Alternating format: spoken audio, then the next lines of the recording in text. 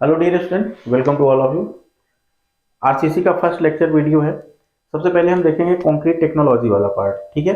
फिर concrete technology वाला part over होने के बाद हम डिजाइन की बात करेंगे। तो कंक्रीट टेक्नोलॉजी में अपना पहला टॉपिक उठाएंगे इंग्रेडिएंट ऑफ कंक्रीट की, ठीक है। तो हम पहले कंक्रीट टेक्नोलॉजी की बात करेंगे। कंक्रीट टेक्नोलॉजी, और इसमें हम पहला टॉपिक देखेंगे इंग्रेडिएंट ऑफ कंक्रीट, ठीक है। कंक्रीट कैसे फॉर्म होता है, तो हमने बताया कि कंक्रीट एक कंपोजिट मटेरियल्स होता है, ठीक है। डिफरेंट टाइप के मटेरियल को जब हम मिक्स करते हैं तो हमारा तैयार होता है क्या, कंक्रीट, ठीक है।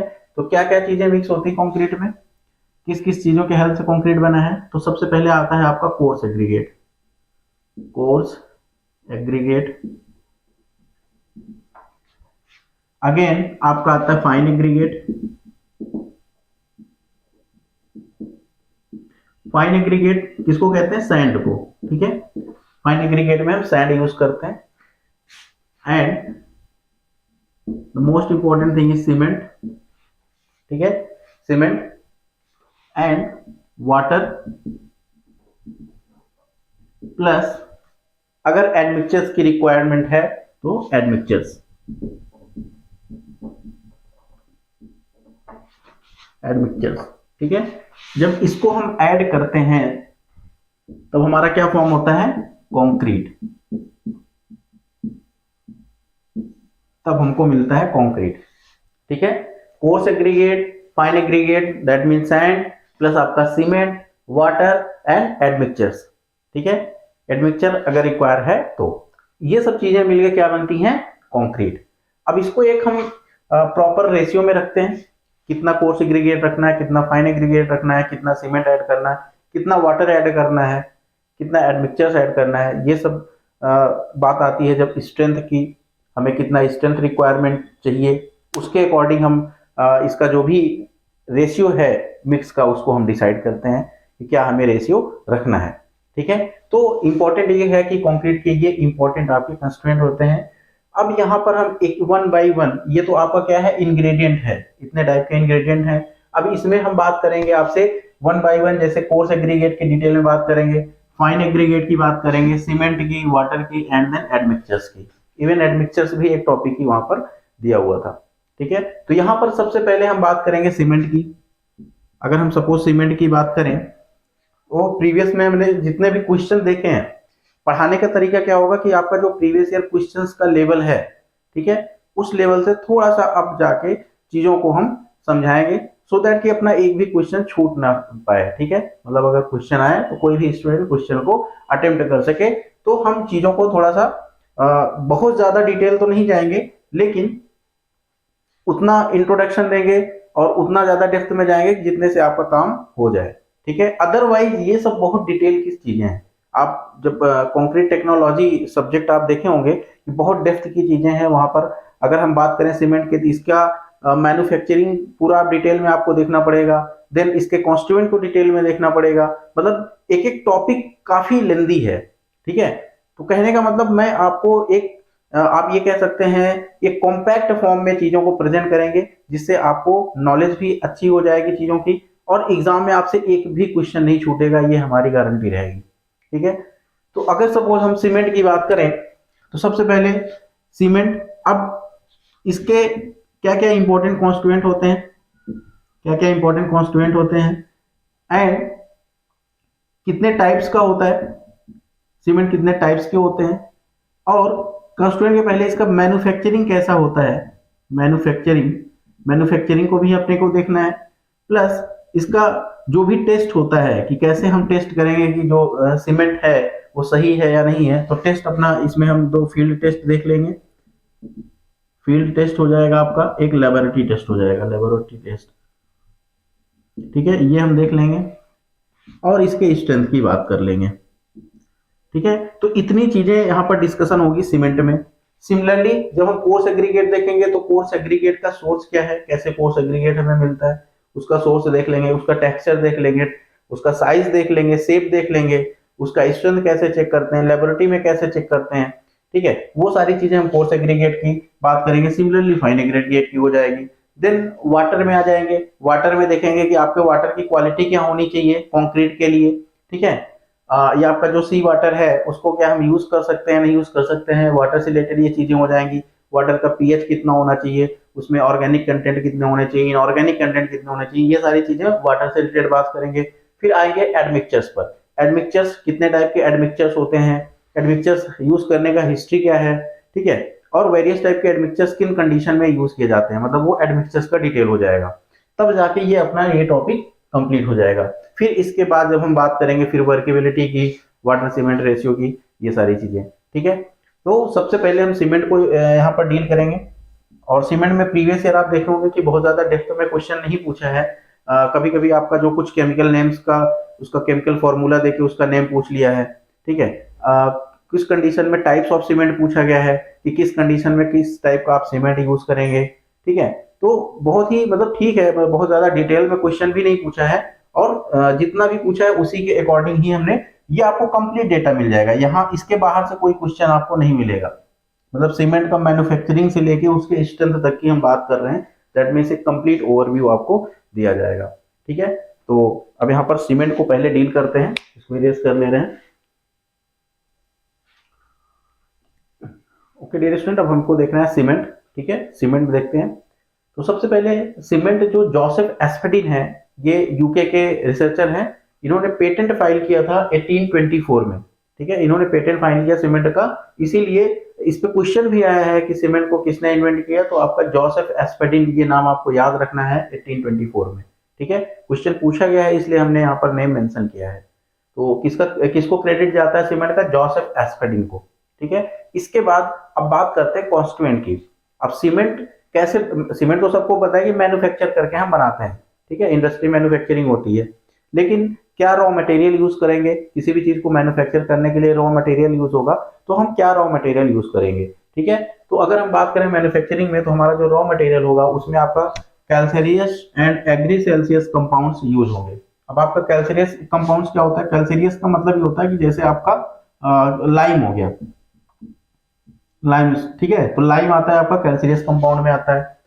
फिर आता है आपका क्या, एग्रीगेस कंपाउंड, इसमें आता है आपका क्ले, ठीक है। एग्रीसेल्सियस कंपाउंड में आता है क्ले, इसमें आता है आपका लाइम, ठीक है। इन ये रॉ मटेरियल्स यूज होते हैं। अब इस रॉ मटेरियल्स में क्या क्या कॉन्स्टिट्यूएंट होते हैं, इसमें आपका होता है lime, silica, alumina, iron oxide, calcium sulphate, magnesia, sulphur, alkalis, ठीक है।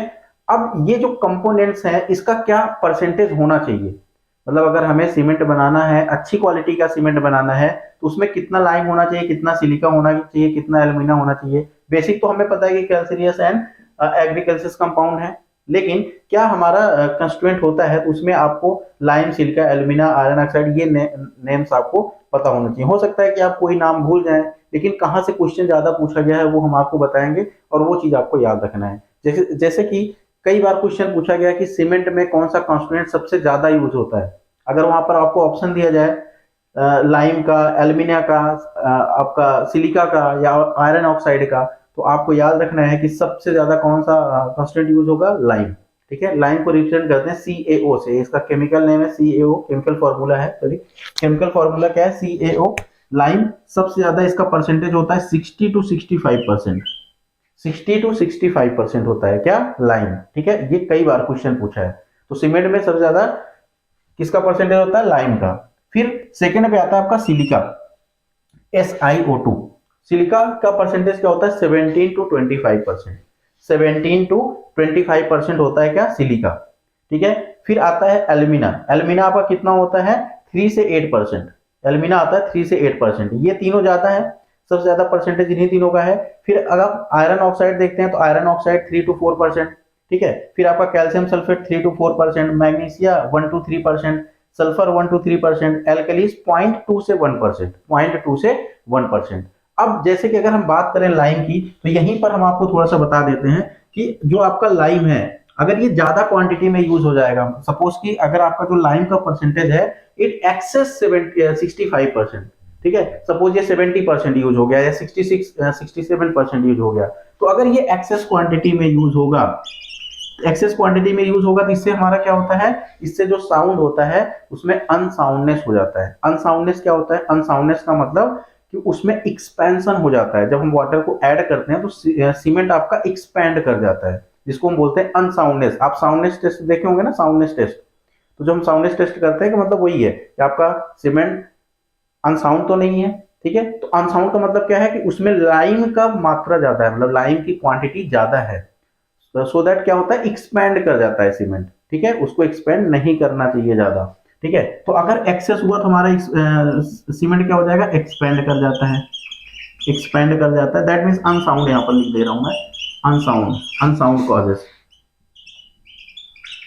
ठीक है। अनसाउंडनेस, अनसाउंडनेस वहां पर हो जाएगा। कब, जब आपका एक्सेस मात्रा में यूज होगा। अगेन अगर ये डिफिशियंट है, मतलब इसकी कमी है, आप जो है 60% से कम यूज कर रहे हैं, हो सकता है 40% ही लाइम हो सीमेंट में, तब क्या हो जाएगा, अगर इसकी डिफिशियंसी होगी, डिफिशियंट है, तब आपका क्या हो जाएगा, वहां पर जो सीमेंट का स्ट्रेंथ है वो रिड्यूस कर जाएगा, ठीक है। उसका स्ट्रेंथ रिड्यूस कर जाएगा, रिड्यूसेस स्ट्रेंथ ऑफ सीमेंट, ठीक है। जो भी सीमेंट का स्ट्रेंथ है वो रिड्यूस कर जाएगा। मतलब अगर लाइम ज्यादा हुआ तो क्या होगा, अनसाउंडनेस हो जाएगा। दैट मीन्स आपका एक्सपेंशन हो जाएगा सीमेंट का, ठीक है। सेकेंड, अगर आपका इसका कॉन्स्टिट्यूएंट का परसेंटेज है, अगर वो डिक्रीज किया, दैट मीन डिफिशियंसी है, तो क्या हो जाएगा, आपका जो स्ट्रेंथ है वो डिक्रीज कर जाएगा। बस ये आपको याद रखना है। और सेकंड ये कि आयरन ऑक्साइड कितना होता है, 4% से ज्यादा नहीं होना चाहिए, not more than 4%, not more than 4%। ये क्वेश्चन पूछता है कि आयरन ऑक्साइड का कितना मतलब कि मैक्सिमम लिमिट क्या है, तो 4% से ज्यादा नहीं होना चाहिए, ठीक है। सिमिलरली जो मैग्नीशिया है उसका 3% से ज्यादा नहीं होना चाहिए। एल्यूमिना 3 to 8% होता है, सिलिका 17 to 25%, ठीक है। ज्यादातर तो क्वेश्चन आपका लाइम से पूछता है, तो लाइम के रिलेटेड ये डेटा आपको याद रखना है, ठीक है। अब यहाँ पर हमने क्या क्या देखा, अभी अभी हमने देखा कि सीमेंट का जो पेटेंट फाइल किए हैं, ठीक है, जिसका क्रेडिट किसको जाता है, आपका जोसेफ एस्पेडिन को। ये यूके के हैं, यूके के रिसर्चर है। 1824 दिसंबर 1824 में इन्होंने पेटेंट फाइल किया था, ठीक है। फिर इसके बाद हमने बात किया सीमेंट कॉन्स्टिट्यूएंट की। तो ये कैल्सियस एंड एग्रीकैल्सियस कंपाउंड से मिलकर सीमेंट को बनाया जाता है, मैन्युफैक्चर किया जाता है। अब आपका कैल्सियस कंपाउंड जैसे कि लाइम होता है, एग्रीकैल्सियस में आता है आपका क्ले, ठीक है।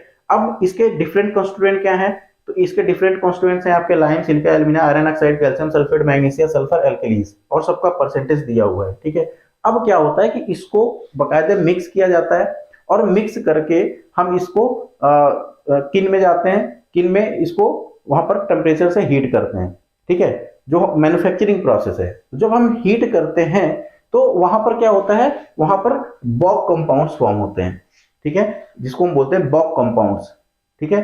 तो बॉक क्या थे, बॉक भी एक आपके एक कह सकते हैं कि केमिस्ट थे, अमेरिकन केमिस्ट थे, उनका नाम था HR बॉक करके, ठीक है। इसको हम बॉक कंपाउंड बोलते हैं। जब इसको हीट किया गया तो वहां से बॉक कंपाउंड का फॉर्मेशन हुआ। तो अब हम इसके बाद देखेंगे बॉक कंपाउंड्स, वो सबसे ज्यादा इंपॉर्टेंट है अगर हम बात करें आपके जो कॉम्पिटिशन एग्जाम है उससे रिलेटेड, ठीक है। तो ये आपको आई होप कि समझ आया होगा। अब इसको इरेज करके हम बॉक कंपाउंड्स देखते हैं। अब यहाँ पर हम देखेंगे बॉक कंपाउंड्स, ठीक है। बॉक कंपाउंड्स क्या होता है, जैसे कि हमने बताया कि जो आपका अभी इसके पहले कॉन्स्टिट्यूएंट हमने देखा था, जब उसको हम मिक्स करते हैं, ठीक है, फिर उसको हम किन में ले जाते हैं, वहाँ पर टेम्परेचर देते हैं, हीट करते हैं फाइनली, ठीक है। फिर उसके बाद वहाँ पर कुछ कॉम्प्लेक्स कंपाउंड फॉर्म होते हैं जिसको हम बोलते हैं बॉक्स कंपाउंड, ठीक है। तो जब आप वाटर को ऐड करते हो सीमेंट में, वाटर जब ऐड होता है तो ये कंपाउंड्स हमारे फॉर्म्ड हो जाते हैं, ठीक है, और सबके अलग अलग रोल हैं। पहले तो हम बॉक कंपाउंड्स देखेंगे। बॉक कंपाउंड्स आपके 4 टाइप्स के हैं। एक आपका ट्राई कैल्शियम सिलिकेट है, डाई कैल्शियम सिलिकेट है, ट्राई कैल्शियम एल्यूमिनेट है, देन टेट्रा कैल्शियम एल्यूमिनोफेराइट है, ठीक है। ये नाम आपको याद रखने हैं, इनके केमिकल फॉर्मूले आपको याद रखने हैं। अब देखिए सिंपल है, ट्राई कैल्शियम सिलिकेट, ट्राई है दैट मीन्स यहाँ पर 3 होगा, calcium CaO and silicate SiO2। अब ये डाई कैल्शियम है तो यहाँ पर डाई है तो 2 हो जाएगा। फिर ये ट्राई कैल्शियम एल्यूमिनेट, एल्यूमिनेट है तो Al2O3 आ जाएगा, और ट्राई है तो 3। फिर टेट्रा कैल्शियम एल्यूमिनोफेराइट, टेट्रा है तो 4 है, calcium CaO alumino Al2O3 ferrite Fe2O3, ठीक है। तो इजिली आपको हो सकता है कि एग्जाम में ये फॉर्मूले दिए हों और आपसे नेम पूछ रहा हो, ठीक है। तो इस वजह से बॉक कंपाउंड का स्पेशली आपको फॉर्मूला, और इसको शॉर्ट फॉर्म में C3S भी बोलते हैं, ट्राई कैल्शियम सिलिकेट C3S, ठीक है, di calcium silicate C2S, tri calcium aluminate that is C3A and tetra calcium aluminoferrite C4AF। ठीक है, ये शॉर्ट फॉर्म है। ये शॉर्ट फॉर्म कब काम आते हैं, जब हम आगे अभी देखेंगे कि इसका रेंज क्या होता है, मतलब कौन सा हीट एवोल्यूशन में सबसे ज्यादा मात्रा किसकी होती है, ठीक है, हीट ऑफ हाइड्रेशन में किसका कितना होता है रोल, तो उसमें हम ये शॉर्ट फॉर्म यूज करते हैं। तो आपको ओवरऑल यहाँ पर जो भी है, एक तो नेम, इसका शॉर्ट फॉर्म और इसका केमिकल फॉर्मूला, और सबसे इंपॉर्टेंट इसका परसेंटेज। अब सबसे ज्यादा परसेंटेज किसका होता है, try calcium silicate. Try calcium silicate का कितना होता है percentage, 40 to 70%।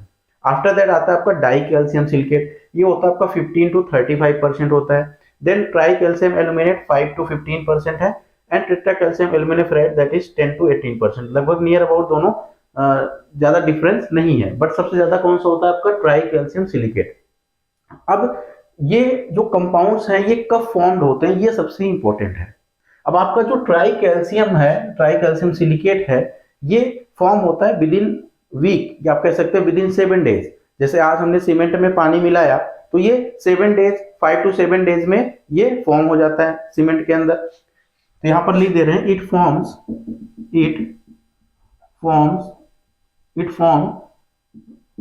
With in 5 to 7 days, 5 to 7 days. अब इसका काम क्या होता है, चलिए 5 to 7 डेज फॉर्म हुआ, इसका काम होता है अर्ली स्ट्रेंथ।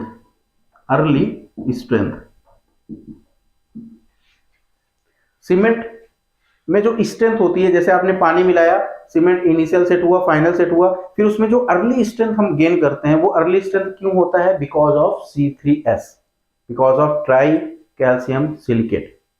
ये सबसे इंपॉर्टेंट है, ठीक है। अगर आपको अर्ली स्ट्रेंथ और जल्दी चाहिए, मतलब हो सकता है कि आपको 3 डेज में अर्ली स्ट्रेंथ चाहिए, तब आप क्या करेंगे, C3S का जो क्वांटिटी है आप उसको इंक्रीज कर देंगे, उसकी क्वांटिटी को आप इंक्रीज कर देंगे। जैसे कि आप कोल्ड वेदर की बात करें, जैसे मान लो अभी कश्मीर में या लद्दाख में कहीं पे हमें कंस्ट्रक्शन करना हुआ, तो ऑब्वियस सी बात है कि वहां पर आपको इनिशियल स्ट्रेंथ जल्दी चाहिए। तो इसके लिए हम क्या करेंगे, C3S जो हमारा कंपाउंड है ट्राई कैल्शियम सिलिकेट, इसकी क्वांटिटी को हम इंक्रीज कर देंगे, ठीक है। और ये यूज भी होता है आपका, जैसे जहां पर भी अर्ली स्ट्रेंथ रिक्वायर्ड होगी, जैसे रोड कंस्ट्रक्शन हो गया, मेंटेनेंस वर्क हो गया, ठीक है, ब्रिज का जो आपका ब्रिज वर्क में यूज होता है, ब्रिज का जो गर्डर वगैरह है, या जो रेलवे के स्लीपर्स होते हैं, तो वहां पर इसका यूज होता है ट्राई कैल्शियम सिलिकेट, जहां पर अर्ली स्ट्रेंथ रिक्वायर्ड होती है, जहां पर इसको इंक्रीज करके यूज करना होता है। नेक्स्ट आपका है डाई कैल्शियम सिलिकेट। अब डाई कैल्शियम सिलिकेट सबसे इंपॉर्टेंट है। ये जो आपका इसका फॉर्मेशन होता है, इसका फॉर्मेशन ग्रेजुअली होता है और बहुत टाइम लगता है। ऐसा नहीं है कि ये आपको विद इन वीक हो जाएगा या मंथली हो जाएगा, ये मतलब धीरे धीरे इसका फॉर्मेशन होता रहता है। जैसे कि हमें पता है कि आफ्टर 28 डेज हम क्रेस्टेटिक स्ट्रेंथ हमको मिल जाती है, लेकिन 28 डेज के बाद 6 महीने साल भर आपका धीरे धीरे ये स्ट्रेंथ बढ़ती रहती है। मतलब जो अल्टीमेट स्ट्रेंथ होती है, आप डायरेक्टली कह सकते हैं कि जो अल्टीमेट स्ट्रेंथ होती है वो किसके कारण कास्ट होती है, डाई कैल्शियम सिलिकेट के कारण, ठीक है, डाई कैल्शियम सिलिकेट कारण, ठीक है। तो जहां पर अल्टीमेट स्ट्रेंथ हमें ज्यादा चाहिए होती है, और ये स्ट्रेंथ आपको जल्दी नहीं मिलेगी, इसमें टाइम लगता है, ठीक है। जैसे जैसे टाइम इंक्रीज होता जाएगा आपका अल्टीमेट स्ट्रेंथ इंक्रीज करता जाता है, मतलब जो सीमेंट का स्ट्रेंथ है वो इंक्रीज करता जाता है, किसकी वजह से, डाई कैल्शियम सिलिकेट की वजह से, ठीक है। And again try calcium aluminate, try calcium aluminate इसका क्या रोल होता है, ये आपका ये जो फॉर्मेशन होता है इसका, it form with in 24 hours, with in 24 hours. मतलब आपने सीमेंट में पानी डाला, 24 आवर्स के अंदर ही आपका ट्राई कैल्शियम एल्यूमिनेट फॉर्म हो जाएगा। इसका रोल क्या होता है, हीट ऑफ हाइड्रेशन जनरेट करना। हीट ऑफ हाइड्रेशन बहुत ही इंपॉर्टेंट प्रोसेस होता है, heat of hydration, heat of hydration,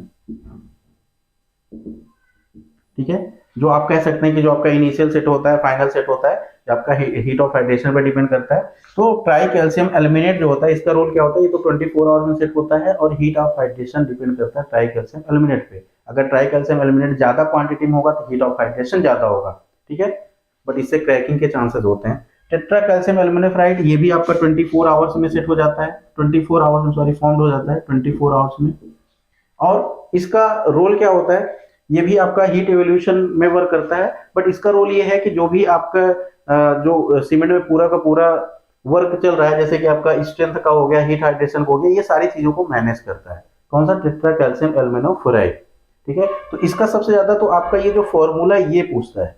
अगर हम बात करें जेईई एग्जाम की, तो इसका फॉर्मूला पूछता है, मतलब फॉर्मूला लिखा रहेगा, नाम पूछ लेगा, या नाम लिखा है फॉर्मूला पूछ लेगा। तो आपको इस फॉर्मूले को याद रखना है, बस ये आपको फॉर्मूला यहाँ पर याद रखना है। और बेसिकली ये आपका बॉक्स कंपाउंड्स कंप्लीट हो गया। हमने कांस्टेंट देख लिए, क्या क्या कांस्टेंट होते हैं, बॉक्स कंपाउंड देख लिया। ठीक है, अब थोड़ा सा मैन्युफैक्चरिंग की बात कर लेते हैं, तो इरेज करते हैं और मैन्युफैक्चरिंग की बात कर लेते हैं। अब यहाँ पर हम मैन्युफैक्चरिंग देखेंगे, सीमेंट का मैन्युफैक्चरिंग हम कैसे करते हैं। तो अभी जो भी हम आपके कंस्टिट्यूएंट देखे थे, सभी कंस्टिट्यूएंट को क्या करते हैं, जो हमारे रॉ मटेरियल से उसको मिक्स करते हैं, मिक्सिंग होता है, फिर बर्निंग होता है, देन हम उसको ग्राइंडिंग करते हैं, फिर उसको हम पैक कर देते हैं। ठीक है, पैकेट में पैक होता है, फिर वो आपका मार्केट में अवेलेबल होता है। ठीक है, ये तो मतलब एक ओवरव्यू है। ये जो प्रोसेस है, इसको इसको दो मेथड में डिवाइड किया गया है। एक आपका होता है ड्राई मेथड और एक होता है आपका वेट मेथड। ठीक है, तो ये नाम आपको याद रखने हैं। टू मेथड्स होता है, dry method and wait method. और जो ड्राई मेथड है ये रिसेंटली यूज होता है और ये इकोनॉमिकल होता है, इकोनॉमिकल होता है as compare to wet method. ठीक है, अभी इसमें क्या होता है ड्राई मेथड में, वेट मेथड में, तो आपको नाम से ही समझ में आ रहा होगा कि इसमें प्री हीटिंग हम इन्वॉल्व करते हैं ड्राई मेथड में। जब हम पूरा मिक्स कर लेते हैं, मिक्सिंग ऑफ रॉ मटेरियल को मिक्स कर लेते हैं, ठीक है, फिर उसके बाद हम वहां पर क्या करते हैं, प्री हीटिंग अप्लाई करते हैं, देन हम उसको बर्न करते हैं, तब उसको हम ग्राइंड करते हैं। यहाँ पर क्या होता है, इसमें जब हम मिक्स करते हैं वेट मेथड में, तो उसको वहां पर थोड़ा सा वाटर ऐड किया जाता है, फिर उसको जाके हम वहां पर जो प्रोसीजर्स होते हैं, उसके बाद प्रोसीजर्स स्टार्ट होते हैं, तब जाके यहाँ पर कुल मिला के वाटर ऐड करके काम करना है। यहाँ पर ड्राई मेथड में आपको उसको हीट अप्लाई करके उसको ड्राई करके तब ग्राइंड करना है। ठीक है, दोनों में अलग अलग है, पूरा डिटेल जब पढ़ना होता है तब सारी चीजें क्लियर होती हैं, लेकिन यहाँ पर आपको बहुत ज्यादा डिटेल नहीं जाना है, बस इतना समझना है कि जो आपका मैन्युफैक्चरिंग है वो दो मेथड से होता है, ड्राई मेथड और वेट मेथड। ड्राई मेथड आपका इकोनॉमिकल होता है। ठीक है, बहुत ज्यादा डिटेल में यहाँ पर जाने की जरूरत नहीं है। ठीक है, तो ये आपका हो गया। एंड अगेन अगर यहाँ पर टेम्परेचर से क्वेश्चन पूछता है कि आपका जो टेम्परेचर होता है, ठीक है, जब हम उसको बर्न करते हैं, तो बर्निंग में जो टेम्परेचर होता है वो टेम्परेचर कितना होता है, तो आपका ये जो टेम्परेचर होता है ये आपका 1300 डिग्री सेल्सियस से आपका 1400 डिग्री सेल्सियस के बीच में होता है। ठीक है, तो यहाँ पर भी क्वेश्चन पूछा गया है टेम्परेचर से रिलेटेड। ठीक है, तो बर्निंग में ये टेम्परेचर आपको याद रखना है कि कितने टेम्परेचर पे हम बर्न करते हैं। ठीक है, जैसे कि ड्राई प्रोसेस में 800 डिग्री सेल्सियस पे उसको प्रीहीट करते हैं। ठीक है, वेट प्रोसेस में थोड़ा सा ज्यादा टेम्परेचर लगता है, 1300 या 1400 के अप्रोक्सीमेटली। तो जनरली आपको ये डेटा याद रखना है टेम्परेचर से रिलेटेड। तो मैन्युफैक्चरिंग से रिलेटेड क्या डेटा याद रखना है, ड्राई मेथड, वेट मेथड, दो टाइप्स के मेथड होते हैं, टेम्परेचर 1300 टू 1400 डिग्री सेल्सियस। ठीक है, अब इसके बाद हम बात करेंगे टाइप्स ऑफ सीमेंट की, सबसे इंपॉर्टेंट। ठीक है, तो टाइप्स ऑफ सीमेंट देखते हैं। यहां पर हम बात करेंगे टाइप ऑफ सीमेंट की, कितने टाइप्स के सीमेंट्स होते हैं। ठीक है, there are various types of cement और सबको हम वन बाय वन देखेंगे। तो सबसे पहले हम बात करेंगे ऑर्डिनरी पोर्टलैंड सीमेंट की, जिसको हम ओपीसी बोलते हैं। ठीक है, तो ओपीसी अभी भी यूज होता है, बट नाउ डेज मैक्सिमम आपका पीपीसी यूज होता है, पोर्टलैंड पोजुलोना सीमेंट, जिसको हम पीपीसी, आप कभी भी आपके यहाँ सीमेंट आया तो उसके जो बैग होता है उस पर देखेंगे तो पोर्टलैंड पोजुलोना सीमेंट लिखा होगा, पीपीसी। ठीक है, और ओपीसी भी यूज होता है। ठीक है, ऑर्डिनरी पोर्टलैंड सीमेंट, जनरली जो भी टेस्ट वगैरह कंडक्ट किया गया है, सीमेंट का जो भी टेस्ट वगैरह कंडक्ट किया गया है वो ओपीसी पर ही किया गया है। सबसे पहले ओपीसी ही आया, मतलब आप ये कह सकते हैं कि जो सबसे पहली सीमेंट थी वो कौन सी थी, ओपीसी थी। इसके बाद जो डिफरेंट टाइप के सीमेंट आए उसमें जो भी केमिकल रिएक्शन था उसमें चेंजिंग कर करके डिफरेंट सीमेंट जो है प्रोड्यूस किया गया। तो सबसे पहला आपका था ऑर्डिनरी पोर्टलैंड सीमेंट, जिसको हम ओपीसी बोलते हैं, और ये 3 ग्रेड में अवेलेबल है, 33 ग्रेड, 43 ग्रेड, 53 ग्रेड। अब यहाँ पर इंपॉर्टेंट क्या है, ये जो 33 ग्रेड है, इट मींस इसका जो स्ट्रेंथ होगा, अगर सीमेंट का स्ट्रेंथ 28 डेज में, मतलब कि विद इन 28 डेज या आफ्टर 28 डेज, जैसे कि हम 28 डेज के बाद जो हम स्ट्रेंथ चेक करते हैं, ठीक है, तो 28 डेज पे इसका स्ट्रेंथ अगर 33 मेगा पास्कल है, अगर 33 मेगा पास्कल है, न्यूटन पर एमएम स्क्वायर है, देन आपका जो सीमेंट है वो 33 ग्रेड का कहा जाएगा, मतलब the cement called as 33 grade cement. ठीक है, अगर उसका 28 डेज के बाद का जो स्ट्रेंथ है वो 43 मेगा पास्कल है, तो उसका ग्रेड कितना हो जाएगा, 43 ग्रेड हो जाएगा। 53 मेगा पास्कल का है तो उसका ग्रेड क्या हो जाएगा 53 ग्रेड। ठीक है, मतलब ये स्ट्रेंथ है। 53 क्या हो गया, 53 मेगा पास्कल का स्ट्रेंथ आना चाहिए आफ्टर 28 डेज। ठीक है, तो अगर कभी आपसे पूछे कि ओपीसी 53, ओपीसी 53 का मतलब क्या है, that means OPC of OPC has strength of 53 mega pascal. ठीक है, तो ये इसके 3 ग्रेड्स अवेलेबल हैं, जहां पर जो रिक्वायरमेंट होता है वो ग्रेड वहां पर यूज होता है। जैसे अगर हम पीपीसी की बात करें तो पीपीसी में ग्रेड नहीं आता है, पीपीसी आपका 53 ग्रेड का होता है, मतलब यहाँ पर डिफरेंट ग्रेड नहीं है, बट ये 53 ग्रेड का आता है पीपीसी। ठीक है, अब पीपीसी ये क्या हुआ, ओपीसी मतलब जो ऑर्डिनरी पोर्टलैंड सीमेंट था उसके बाद वहां पर चेंजिंग करके कुछ रिप्लेसमेंट करके हम पोर्टलैंड पोज़ोलाना सीमेंट बनाया। क्या चेंजिंग किए, क्या चीजें हुई, इसको समझते हैं। अब यहाँ पर जो आपका पोज़ोलैनिक मटेरियल्स होता है, पोज़ोलैनिक मटेरियल क्या होता है, ये चीज समझने वाली बात है। तो पोज़ोलैनिक मटेरियल आपका होता है फ्लाई ऐश, फ्लाई ऐश हो गया। ठीक है, बाकी राइस हस्क कैस्क भी होता है, राइस हस्क होता है ना जो कभी आप जो है जैसे पेडी जिसको कहते हैं धान हिंदी में। ठीक है, पेडी, तो पेडी का जो ऊपर का कवर होता है, ठीक है, राइस हस्क होता है, उसको राइस हस्क बोलते हैं। ठीक है, जो उसके एसेस होते हैं जब बर्न होता है, ठीक है, तो राइस हस्क ऐश उसको भी यूज करते हैं। तो मोस्ट कॉमनली फ्लाई ऐश की बात होती है। ये फ्लाई ऐश कहाँ से आता है, ये फ्लाई ऐश आता है आपके पावर प्लांट से, ये आता है आपके पावर प्लांट से। ठीक है, जो आपके पावर प्लांट्स होते हैं वहां पर जो चिमनी लगी होती है वहां से आपका फ्लाई ऐश निकलता है, और ये मिलियन टन में फ्लाई ऐश निकलता है इंडिया में। ठीक है, बहुत सारे पावर प्लांट हैं। ठीक है, अब जो भी सीमेंट कंपनियां हैं अपने अपने डेडिकेटेड पावर प्लांट उन्होंने फिक्स कर रखे हैं, वहीं से वो फ्लाई ऐश लेते हैं। अब ये जो फ्लाई ऐश होगा एज अ पोज़ोलैनिक मटेरियल, ये 10 to 25%, 10 to 25% इसको हम इंटरग्राइंड करते हैं। ठीक है, सीमेंट के साथ। अब देखिए 10 to 25% हमने क्या मिला दिया, फ्लाई ऐश मिला दिया। ठीक है, अब इससे क्या होगा, अब इससे यहाँ पर क्या रिएक्शन फॉर्म हुई, pozzolanic material that means fly ash या फिर राइस हस्क गैस प्लस ये आपका कैल्शियम हाइड्रोक्साइड के साथ इसको रिएक्शन कराया। जैसे ही हमने वाटर ऐड किया यहाँ पर फॉर्म हुआ CSH जेल। ठीक है, कैल्शियम सिलिकेट, और ये आपका H2O दैट मींस वाटर, इसको हम बोलते हैं calcium silicate water gel, CSH gel form हुआ। ठीक है, अब ये सीमेंट जो होता है ये कॉस्ट को रिड्यूस कर देता है, कॉस्ट रिड्यूसेस, कॉस्ट हमारी रिड्यूस हो गई, सबसे इंपॉर्टेंट कॉस्ट सबसे और ये इकोनॉमिकल हो गया। ठीक है, कॉस्ट रिड्यूस हुई, बस इसमें थोड़ा सा एक प्रॉब्लम क्या थी, इसका जो स्ट्रेंथ है, स्ट्रेंथ, इसकी जो स्ट्रेंथ है वो ग्रेजुअली इंक्रीज होती है। मतलब जो ऑर्डिनरी पोर्टलैंड सीमेंट में और अगर हम पीपीसी में बात करें तो इसमें स्ट्रेंथ में डिफरेंस है। इसका स्ट्रेंथ इसमें स्ट्रेंथ गेन हो जाता है, बट इसमें स्ट्रेंथ टाइम लगता है गेन होने में। ठीक है, मतलब स्ट्रेंथ का इशू है किसमें, आपके पीपीसी में।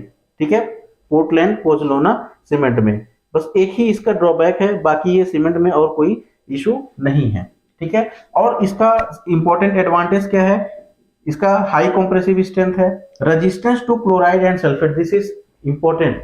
जहां पर आपको क्लोराइड एंड सल्फेट से अगर आपको रेजिस्टेंस प्रोवाइड करना है तो आप पीपीसी यूज कर सकते हैं। ओपीसी का ये नेगेटिव पॉइंट है। ठीक है, कि अगर कहीं पर भी सल्फेट अटैक है या क्लोराइड अटैक है, ठीक है, जैसे अगर हम सी के अराउंड अगर हमें कंस्ट्रक्शन करना हो तो हम ओपीसी नहीं यूज कर सकते हैं। ठीक है, ये प्रॉब्लम होता है।